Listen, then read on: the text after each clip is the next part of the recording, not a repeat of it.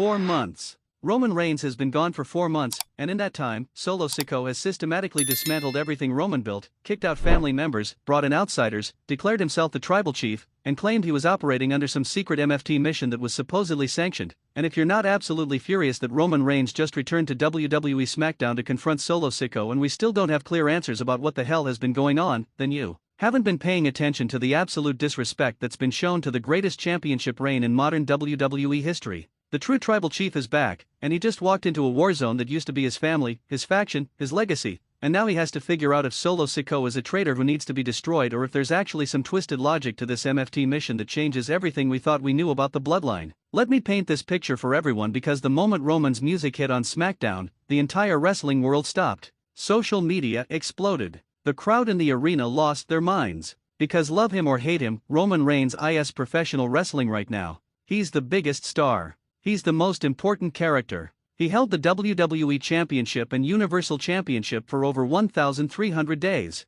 He main event WrestleMania after WrestleMania. He is the bloodline. And watching him walk down that ramp, knowing he was about to come face to face with Solo Sikoa, who's been sitting in his chair, wearing his crown, calling himself the tribal chief, that was electric television. Roman didn't waste time with pleasantries. He didn't come out for a nostalgia pop or to soak in the crowd's adoration. He came out with purpose, with intensity, with that look in his eyes that says somebody's about to get absolutely destroyed. He walked straight to the ring where Solo Sikoa was standing with his new bloodline, the version of the bloodline that Solo rebuilt in Roman's absence with Tama Tonga, Tonga Loa, and whoever else Solo has recruited to this MFT mission. And the tension was immediate and palpable because everyone watching knew this was about to be a reckoning. The stare down between Roman Reigns and Solo Sikoa might be one of the most intense moments in WWE this entire year. These aren't just two wrestlers facing off. This is family. This is the enforcer who Roman trusted above all others standing across from him, claiming to be the new tribal chief. This is the student versus the master. This is the man who built an empire versus the man who thinks he can run it better. The silence in that arena before either man spoke was deafening because everyone was trying to process what was about to happen. Roman spoke first, and you could hear the anger in his voice. Not the cocky, confident Roman we're used to. Not the smiling tribal chief who knows he's better than everyone. This was personal Roman. This was a man whose family has been torn apart, whose legacy has been disrespected, whose throne has been stolen. Roman demanded answers. He demanded to know what Solo has been doing. He demanded to know about this MFT mission that Solo has been using to justify everything. And most importantly, Roman demanded to know if Solo Sikoa was with him or against him, because there's no middle ground anymore. Solo's response is what has everyone talking and what makes this situation so complex. Solo didn't back down. He didn't immediately fall in line like Roman probably expected. He stood his ground and started explaining, or trying to explain, this MFT mission. And here's where it gets infuriating because Solo's explanation was vague. He talked about doing what needed to be done for the family. He talked about making hard decisions that Roman wasn't there to make.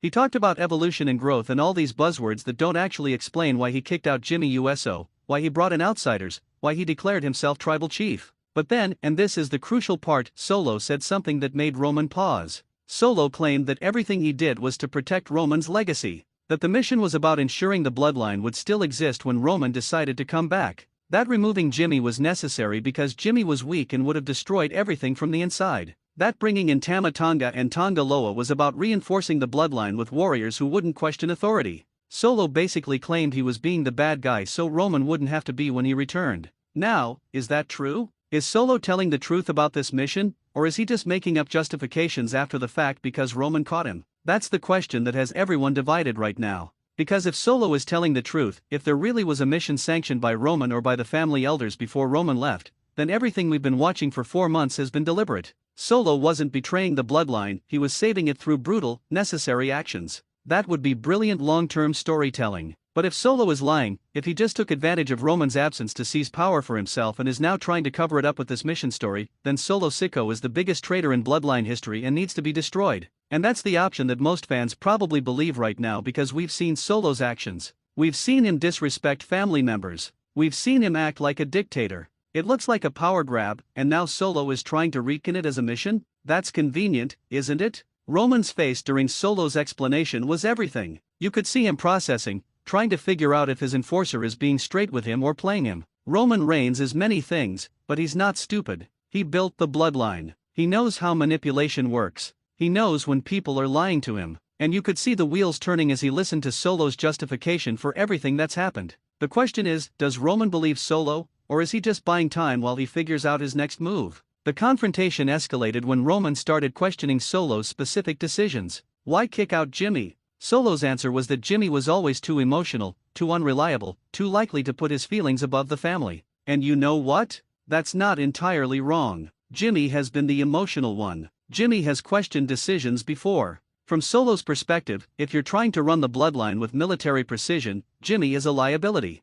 But from Roman's perspective, Jimmy is family, and you don't just kick out family without exhausting every other option first. Why bring in outsiders like Tama Tonga? Solo's answer was that the bloodline needed soldiers, not family members who would question orders. He needed people who would follow commands without hesitation. Again, from a purely strategic standpoint, that makes sense. But it also fundamentally changes what the bloodline is. Roman's bloodline was about family. It was about blood being thicker than water. It was about the Anoa'i legacy. By bringing in hired guns, Solo turned the bloodline into just another faction, and that's a betrayal of what Roman built, mission or no mission. And then there's the big question, why declare himself tribal chief? This is where Solo's explanation got weak. He claimed that the bloodline needed leadership and he stepped up to fill the void. But here's the problem with that logic: Roman didn't abdicate. He didn't give up the title. He didn't pass the torch. He just took time away, and Solo decided that gave him the right to take the throne. That's not protecting Roman's legacy, that's stealing it.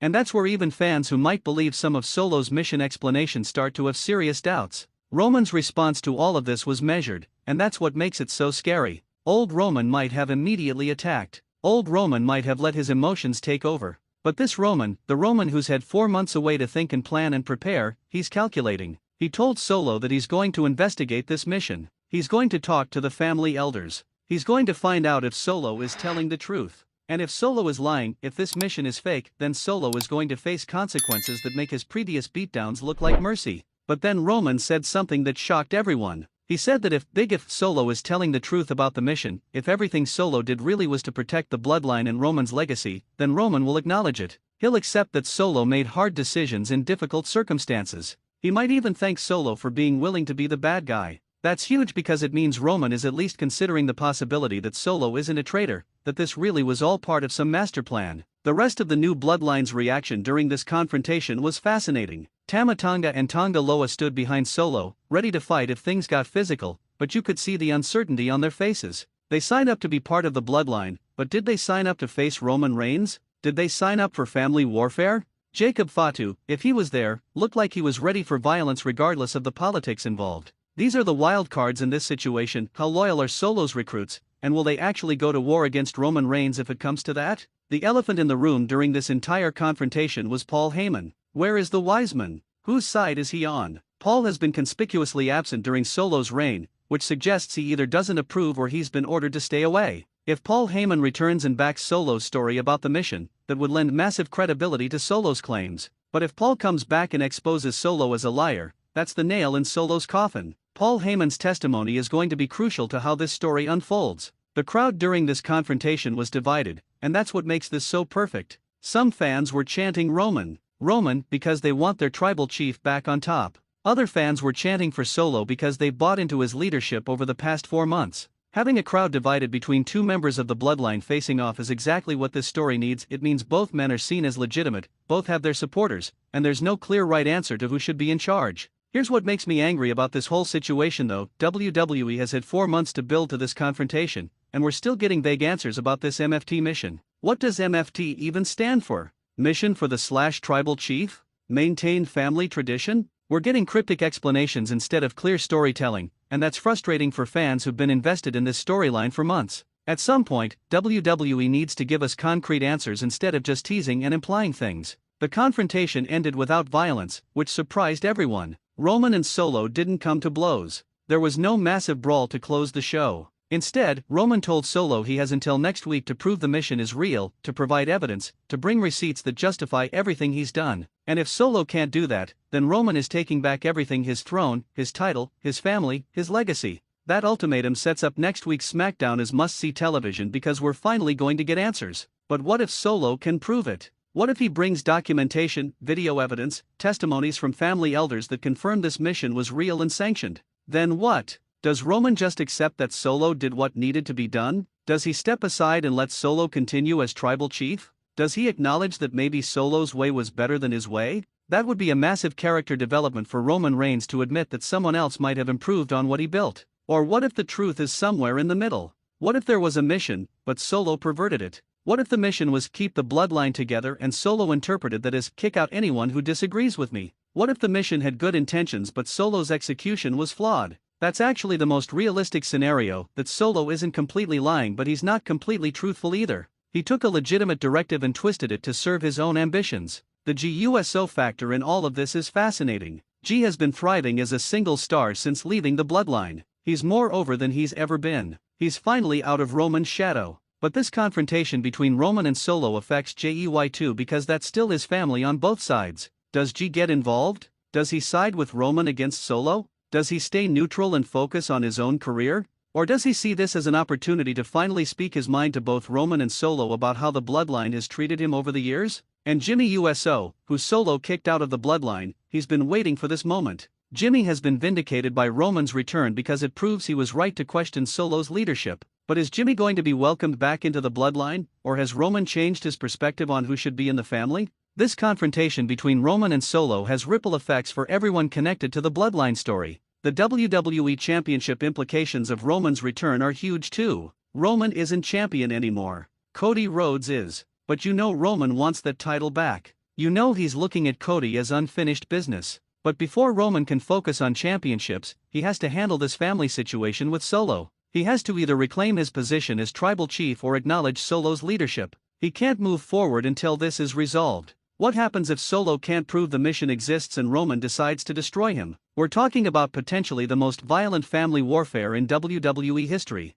Roman Reigns versus Solo Sikoa in a no-holds-barred match would be brutal. These two know each other's moves. They've trained together. They've fought alongside each other. Now they might have to fight against each other, and that's a match that could steal any show it's on. But what happens if Solo does prove the mission and Roman accepts it? Does that mean we get the bloodline reunited and stronger than ever with both Roman and Solo as co-leaders? Does that mean they set their sights on taking over WWE together with Roman as the face and Solo as the enforcer like before? That's actually a terrifying prospect for the rest of the roster, a bloodline that's united, focused, and has learned from its mistakes. The fact that this confrontation happened on SmackDown and not at a premium live event tells us that this is just the beginning. This is the opening salvo in what's going to be a long storyline. WWE is smart enough to know that Roman vs. Solo is too big to blow off in one segment. This needs to build. This needs to develop over weeks or months. This needs to have twists and turns and revelations in shocking moments. And if WWE can execute this properly, this could be legendary storytelling. So here's what I need from all of you. Do you believe Solo Sikoa's explanation about the MFT mission? Do you think he's been telling the truth this whole time and we've been wrong to call him a traitor?